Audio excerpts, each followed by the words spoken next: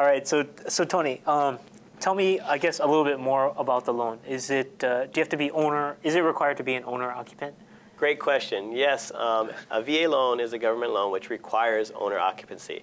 Now, a lot of veterans believe that if I buy it, I have to live in it or sell it. Well, that's not the truth. You have to occupy it for 1 year. You or your spouse have to occupy it for 1 year. After 1 year, you can convert it to a rental property or sell it if you want to, whichever one you decide. Wow. Yeah. So, for instance, I tell people, one of the myths is I can only use my VA loan once. Yeah. Well, that's totally false, and there's 3 ways you can use it. Number 1 is you buy your home, you sell your home, you get your entitlement back. You buy your home on a one-time option. If you kept it long enough, build up enough equity, refinance it to a conventional loan with no mortgage insurance, we can get your certificate of eligibility reinstated in full. After a while, you decide I want to buy another home. You can buy another home, rent this one out. We can count 75% of the rental income against the mortgage, and you can buy another house 100% financing. The third way, however, is one that a lot of people don't know about, is the loan limit here in Honolulu County is $700,000.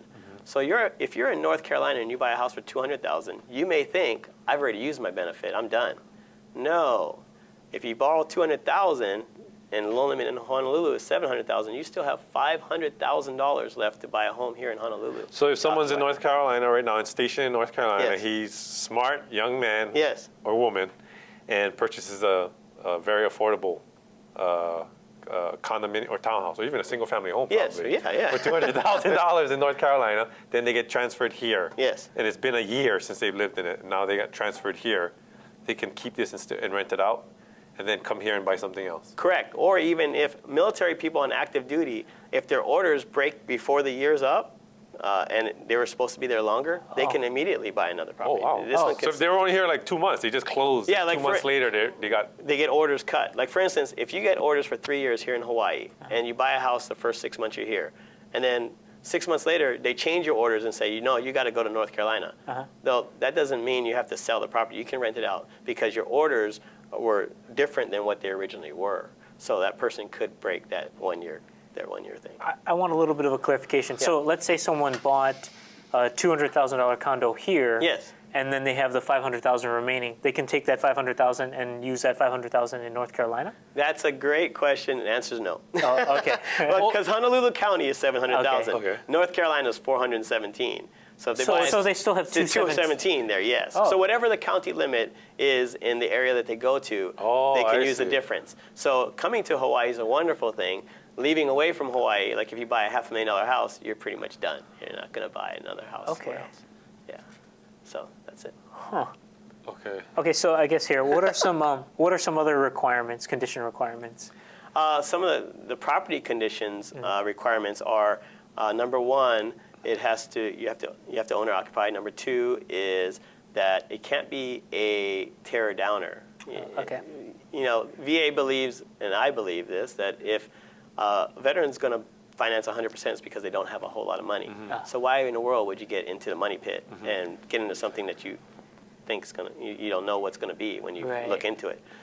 Second thing is it cannot be, if it's a fixer-upper, it needs to be fixed up prior to closing. For instance, health and safety items just need to be fixed prior to closing, and then the veteran can move on. But that's an arbitrary. That is an arbitrary, up, right? But who determines that? Is the appraiser? The appraiser does, yeah. So the home inspection, they would catch some things, but the appraiser, VA doesn't guarantee the condition of the property, number 1. The appraiser just, depending on the appraiser you get, will determine what they see. Now, if they see things like pukas in the wall, well, that needs to get fixed prior to closing. Broken glass, carpeting so bad that you wouldn't let a 2-year-old walk on it. Well, chances are they're going to want it replaced. I see. Okay. So those are, but it is arbitrary. You're absolutely right. Some appraisers will just go, oh, that's normal wear and tear, and move on. So VA, they're not the underwriting. The VA underwriters are not going to require the home inspection report. They will need the appraisal report. They will. Number 1, VA doesn't finance property. They just guarantee the loan. Underwriters are all the different lenders underwriters. So VA, we don't require as lenders to get a copy of the inspection report. That's the veteran's copy. But the appraisal report. But their appraisal report we'll get. And then once we review their appraisal report, whatever's said on their appraisal, then our underwriters issue this thing called a notice of value, an NOV. And on that, if there was anything on the appraisal, it would show up. And then we have to get those things rectified prior to closing. Okay. One of the big things here in Hawaii is non-permitted items. Not permitted. Okay, we'll come back right to that. All right.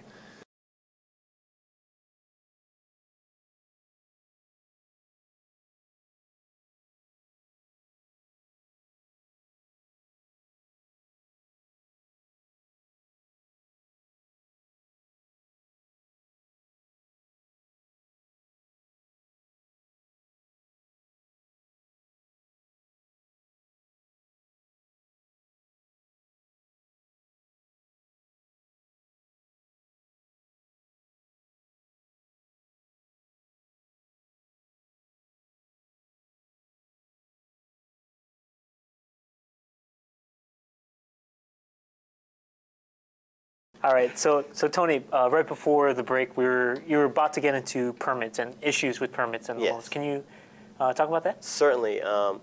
VA requires that the whole property be permitted.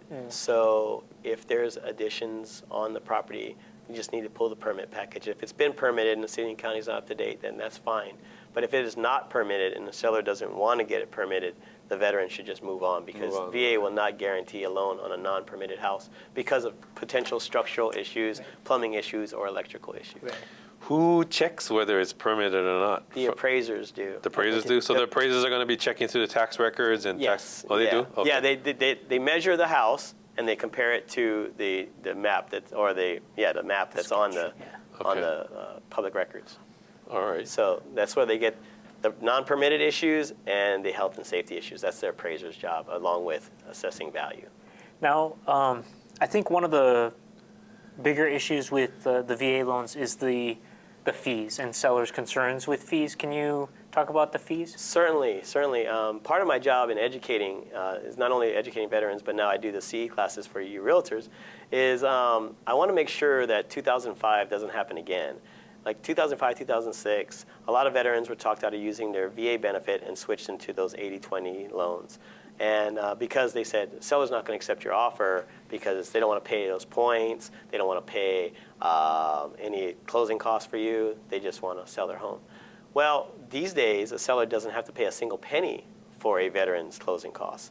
Now, there is non-allowable fees that the veteran cannot pay, but anyone else can pay it. Lender can pay it, a realtor can pay it, Joe Blow on the street can pay it, but the seller's not obligated to pay it. For the non-allowable. Right. Okay. Now, you guys may want to change your C11 on your contract because it does state that if the seller accepts the contract that they would take over normally those non-allowable things. But yeah, I think it's C11. Let's see, what else here? What about, so let's say a veteran picks up a property, he's got a mortgage, and he decides to sell, can the next buyer assume the mortgage? Or maybe the next buyer is a VA veteran. Can that veteran assume the mortgage? That is a great question. A lot of people think that, well, number one, VA is an assumable loan. That's number one. Some people think that you cannot let a non-veteran assume your loan, and that's not true. Okay. A veteran can let a non-veteran assume their loan. And what the assumption is if you have an interest rate of 5% today and interest rates escalate to 10%, and your house just became more marketable than your neighbor's house because you have an assumable loan. So somebody can take over the remaining of your payments at 5% and then pay you cash for the difference you want in your house. A non-veteran assumes the veteran's loan. The veteran does not get that portion of their entitlement back until this guy pays it off or refinances. Okay. So the veteran needs to make sure it's worth their while. However, if a veteran wants to assume their loan, then and put up their entitlement, they can swap entitlements, and the veteran can get their benefit back. So it's a win-win for both. Yeah. Because we're going to have higher interest rates one day. Right. It's just a matter of when. Right. Right now, we're just a little spoiled. It's been good for a while. Everyone's been spoiled with it.